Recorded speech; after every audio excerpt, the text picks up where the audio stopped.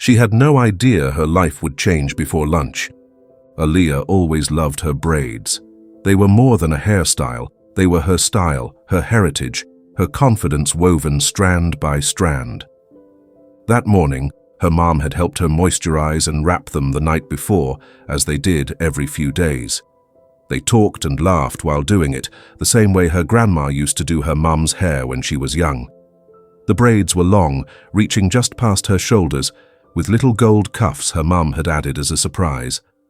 Aaliyah couldn't stop smiling when she saw herself in the mirror. At just 12 years old, she was already learning to carry herself with pride, head high. She wore her favorite denim jacket and a pair of clean white sneakers she'd been saving for a special occasion. Nothing seemed out of place. It was just a regular Tuesday at Jefferson Middle School, until it wasn't. Math class was slow. The fluorescent lights buzzed above as students scribbled in their notebooks. Aaliyah sat at the second row from the front, minding her business, solving equations, twirling one of her braids absent-mindedly while thinking through a problem. The room was quiet, the kind of silence only broken by the occasional cough or shuffle of papers. That was when Ms. Carmichael stopped mid-sentence. She narrowed her eyes at Aaliyah and said, sharply and without warning, "Stop playing with your hair." Aaliyah looked up, confused, her hand frozen mid-air. The teacher walked over briskly, her heels clicking with each step like a countdown. "It's distracting," she added, her voice flat but heavy with irritation. Aaliyah tried to apologize, unsure of what she had done wrong, but before she could get the words out, Ms. Carmichael opened her desk drawer and pulled out a pair of scissors. Time seemed to slow down in that moment. Aaliyah blinked, expecting the teacher to put them down or make some kind of exaggerated point, but she didn't. She walked directly behind Aaliyah, reached down, and without a word, without asking, without warning, snipped one of her braids off near the top. Just like that. Gone. The sound of the scissors slicing through the braid was soft, almost quiet, but in Aaliyah's ears, it thundered like a crack of lightning. She sat frozen, paralyzed by confusion and humiliation. Her braid, once a piece of her identity, fell onto her desk like it meant nothing, like she meant nothing. The room was silent. Not a single student spoke. A few looked down at their desks. Others stared wide-eyed, but no one said a word. Even the air felt heavy. Aaliyah's cheeks burned, her throat tight, but still she didn't cry. Not yet. She touched the space on her head where the braid had been. It felt empty, wrong, uneven. Ms. Carmichael didn't explain. She didn't apologize. She didn't even acknowledge what she had just done. She simply returned to the front of the room and continued the lesson as if cutting a student's hair, cutting her hair, was normal, justified, deserved. And Aaliyah, she sat there, braid on her desk, trying to make sense of what just happened, trying to hold back tears, trying not to let the shame swallow her whole. What hurt most wasn't just the act. It was that no one in that moment stood up for her. Not the teacher, not the students, not even the silence. When Aaliyah got home that afternoon, she didn't speak right away. She walked into the house slowly, clutching her backpack tighter than usual. Her mum was in the kitchen, humming along to an old Lauryn Hill song while chopping vegetables, but the second she turned and saw her daughter's face, she knew something was wrong. Aaliyah looked broken, eyes distant, shoulders heavy. Her mum rushed over, asking what happened, but all Aaliyah could do was reach into her pocket and slowly pull out what was left of her braid, still wrapped in its gold cuff, now limp and lifeless. That's when the tears came. Not loud sobs, just quiet, exhausted crying, the kind that only happens when something sacred has been violated. Her mother froze for a moment, as if her brain needed time to understand what her eyes were seeing. Then came the anger. Not just frustration, not irritation, deep, shaking fury. The kind that only surfaces when someone hurts your child. She sat Aaliyah down, hugged her tightly, and listened to every word, every detail. And once she heard it all, she picked up the phone. The call to the school was short and sharp. She demanded to speak to the principal, and when she finally got through, she explained what happened in no uncertain terms. But the response? Cold, dismissive. "We're aware of the situation," the principal said, as if someone had misplaced a textbook, not assaulted a student. "We'll be conducting a review," they added. No apology, no concern, just a robotic promise to look into it. Aaliyah's mother pushed back, demanded to know why a teacher would think it's acceptable to cut a child's hair without permission. But instead of addressing the question, the school suggested that perhaps Aaliyah's hair had violated school policy, something vague about classroom distractions and personal grooming. The phone call ended with a dead silence, followed by the beep of a line going cold. That night, Aaliyah's mom stayed up late writing emails, making calls, and rereading the school handbook cover to cover. There was nothing in it about hair, nothing about braids, nothing that could possibly justify what happened. And yet, the next morning, the school issued a public statement. The email went out to parents just before classes started. It was short, formal, and filled with empty language. The statement referred to the incident as an unfortunate misunderstanding involving classroom expectations.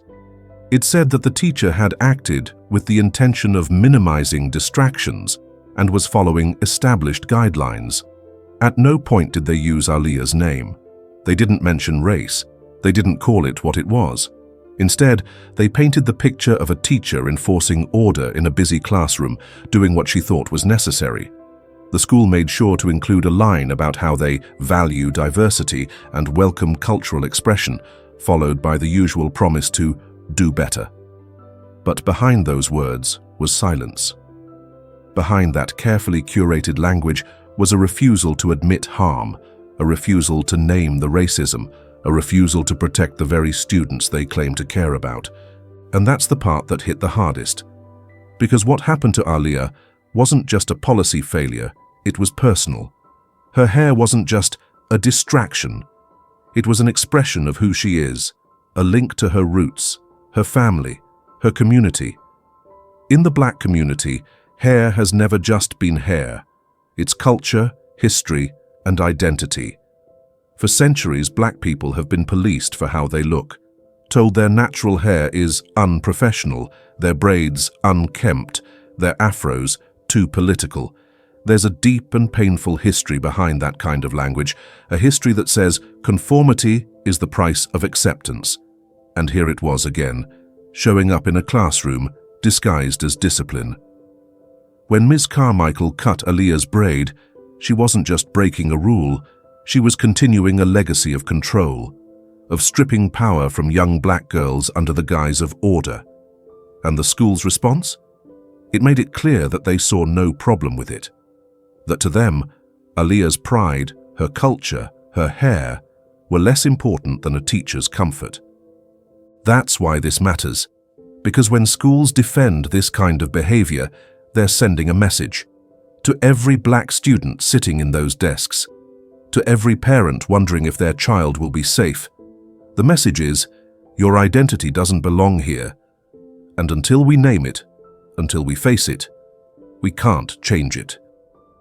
At first, it was just a few angry phone calls from parents who had heard whispers of what happened. Then came the posts on social media, screenshots of the school's vague statement, photos of Aaliyah's braid laid gently across her desk, captions filled with disbelief and outrage. What started as quiet frustration in one household spread like wildfire across the community. Local activists took notice. Former students of Jefferson Middle started speaking up. Some shared their own stories, times they'd been told their natural hair was too big, their locks too messy, their cornrows gang-related. The comments poured in, some from parents, others from teachers who were appalled but afraid to speak out. This wasn't an isolated moment. This was a pattern finally being dragged into the light. Soon, community leaders organized a meeting at the local church. Folding chairs filled up fast. Mothers, fathers, neighbors, and teenagers showed up, many of them with their hair styled in braids, afros, twists, as a quiet protest, as a loud reminder. People took the mic one by one. Aaliyah's mum stood near the front, holding her daughter's hand. A pastor spoke about the spiritual significance of black hair. A high school senior talked about how she had once been pulled aside and told her Bantu knots looked unprofessional on picture day. The room buzzed with stories, not just of humiliation, but of resistance. Aaliyah's story had become something bigger than any one classroom. It became a rallying cry. The following week, dozens gathered outside the school board building, holding handmade signs. Some read, "My hair, my culture." Others, "Protect black girls and cut the racism, not the hair." Students walked out of class in peaceful protest. Local media stations picked up the story. News vans lined the streets, and reporters asked the school for further comment. Aaliyah, still only 12, stood at the front of the crowd, surrounded by her family and neighbors, quiet but strong. A microphone was placed in her hand, and with a deep breath, she spoke. "I didn't do anything wrong. I just wore my hair the way it grows, the way my mum does it. And they made me feel like I wasn't allowed to be me." Her voice cracked, but she didn't stop. "This isn't just about me. This is about every kid who feels like they have to change to be accepted." But instead of listening, instead of acknowledging the pain, the school district went silent again, this time with more intention. Emails were left unanswered, scheduled meetings were postponed. Behind closed doors, decisions were made not to escalate the issue. Ms. Carmichael wasn't placed on leave. She wasn't investigated in any meaningful way. She was simply transferred to another school in the district without any consequences. Quietly. Quiet enough to hope it would all blow over. Internally, staff were given directives. Avoid speaking to press, focus on healing, and above all, don't take sides. A handful of teachers were instructed to remind students not to talk about the incident during school hours. Some students were warned they could face disciplinary action if they participated in future walkouts. And then came the principal's email to families, saying the school would be holding a unity day, encouraging students to wear blue to promote peace and understanding. No mention of Aaliyah, no mention of the trauma. Just a sanitized version of harmony that ignored the very reason the school was now being protested. It was infuriating. To the community, it felt like the school was more interested in preserving its reputation than protecting its students. They weren't just denying wrongdoing, they were denying the reality of the harm itself. They treated what happened like a PR crisis, not a racial one. They acted as if this were a matter of perspective, instead of a clear violation of trust, of autonomy, of dignity. And worst of all, they were teaching every kid who looked like Aaliyah that their pain didn't matter, that their voices didn't count. But the community refused to be silenced. They kept showing up, kept writing letters, kept telling the truth, even when the school wouldn't. Because if the school wouldn't take responsibility, the people would. If the system wouldn't protect their children, they would build something stronger around them, something louder, something that couldn't be ignored. Aaliyah had never been the kind of kid who liked standing in front of crowds. She was quiet, thoughtful, more comfortable sketching in her notebook than speaking up in front of a room full of people. But everything changed after that day in class. It wasn't just about the braid anymore. It was about the shame that followed her through the hallways, the silence from teachers she once trusted, the way some students whispered like she had done something wrong. And yet, amid all that pain, something inside her began to grow. Something steadier than anger, deeper than fear. It was the feeling that maybe, just maybe, her story could help someone else. That if she spoke, others would feel less alone. So when the community invited her to speak at the next rally, she didn't hesitate. She nodded once, then went home and wrote everything she wanted to say. On the day of the event, she stood on the steps of the city council building, wearing a yellow hoodie and fresh braids that shimmered in the sunlight, done by her aunt the night before. The crowd was big, bigger than she expected. People held signs with her name on them. Some wore shirts that read, "I am not a distraction." Her hands trembled a little as she took the microphone, but her voice, when it came, was clear. She didn't start with anger. She started with truth. "When my teacher cut my hair, I didn't feel human. I felt like something you could just fix with scissors, like my hair didn't matter, like I didn't matter." She paused for a moment, let the silence sit. Then she kept going. "But now I know I do matter. We all do. Our hair, our skin, our stories, they're not distractions. They're beautiful. They're powerful." What followed was a wave of cheers, not just for her courage, but for what she represented. Aaliyah wasn't just speaking for herself. She was standing up for every kid who had ever been told to shrink themselves, to hide their roots, to make others comfortable by sacrificing pieces of who they are. Her words traveled far beyond that stage. Videos of her speech were shared online, viewed hundreds of thousands of times. Black students from other schools sent messages. Some said they had been punished for wearing bonnets, for having dreadlocks, for using the wrong kind of gel. Others simply said, "Thank you. You said what I couldn't." In the weeks that followed, pressure on the school district continued to grow. Parents demanded new policies, mandatory cultural sensitivity training, real consequences for what had happened. Local officials finally took notice, not just because of the protests, but because of the power of Aaliyah's voice. She had become a symbol of strength in a space that tried to erase her. And through it all, she stayed grounded. She still did her homework.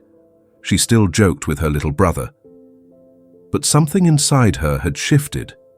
She wasn't just surviving what happened. She was turning it into something that mattered. And that's the thing. This story didn't end with punishment. It didn't tie itself into a neat little bow. But it did spark something, a movement, a conversation, a moment where silence was no longer an option. What happened to Aaliyah was cruel, unjust, and rooted in something much older than one teacher's bias. But what came after? That refusal to let it slide, that loud and growing chorus of people who said, "Enough." That's where hope lives. In the voices that rise. In the kids who wear their hair with pride. In the parents who demand more. In the communities that build safety for themselves when systems fail to do it. So if you're watching this and you've ever felt small, if you've ever been told you needed to change to fit in, to cut pieces of yourself away just to be seen, know this. You are not the problem. You never were. Your identity is not a disruption. Your culture is not a costume. Your hair is not unprofessional. You deserve to take up space exactly as you are. Let Aaliyah's story be a reminder that silence protects the wrong side of history. But truth, even from a 12-year-old girl with a braid in her hand and courage in her chest, can shake the ground. And from that shaking, something better can grow. We don't need to wait for permission to build a world where every child feels safe to be themselves. We just have to start together.